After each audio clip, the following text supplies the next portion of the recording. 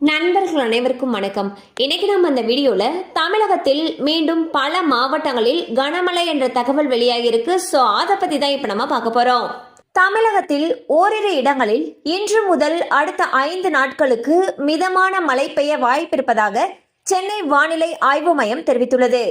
குமரி கடல் மற்றும் அதனை ஒட்டிய பகுதிகளின் மேல் ஒரு வளிமண்டல கீழிறக்கு சுழற்சி நிலவுகிறது.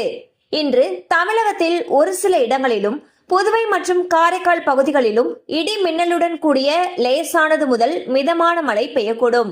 மேலும் மயிலாடுதுறை, திருவாரூர், நாகப்பட்டினம், தஞ்சாவூர், புதுக்கோட்டை, சிவகங்கை, ராமநாதபுரம், தூத்துக்குடி, திருநெல்வேலி மற்றும் கன்னியாகுமரி ஆகிய மாவட்டங்களிலும் காரைக்கால் பகுதிகளிலும் ஓரிரு இடங்களில் கனமழை பெய்ய வாய்ப்புள்ளது. மேலும் நவம்பர் 20ஆம் தேதியன்று தமிழகத்தில் ஓரிரு இடங்களிலும் புதுவை மற்றும் காரைக்கால் பகுதிகளிலும் இடி மின்னலுடன் கூடிய லேசானது முதல் மிதமான மழை பெய்யக்கூடும்.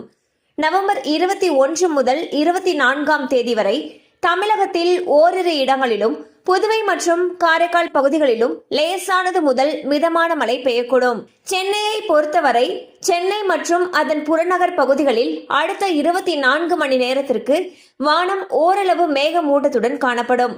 நகரின் ஒரு சில பகுதிகளில் இடி மின்னலுடன் கூடிய லேசான மழை பெய்ய வாய்ப்புள்ளது. மேலும் கனமழை அதிகமாக பெய்யக்கூடிய பகுதிகளில் பள்ளி கல்லூரிகளுக்கு விடுமுறை விடப்படலாம் எனவும் எதிர்பார்க்கப்படுகிறது. சோ பாத்தீங்கன்னா தமிழகத்தை பொறுத்த வரைக்கும் அடுத்த 5 நாட்களுக்கு பல மாவட்டங்கள்ல கனமழைக்கு வாய்ப்பு இருப்பதாக சென்னை வானிலை ஆய்வு மையம் அறிவிச்சிருக்காங்க.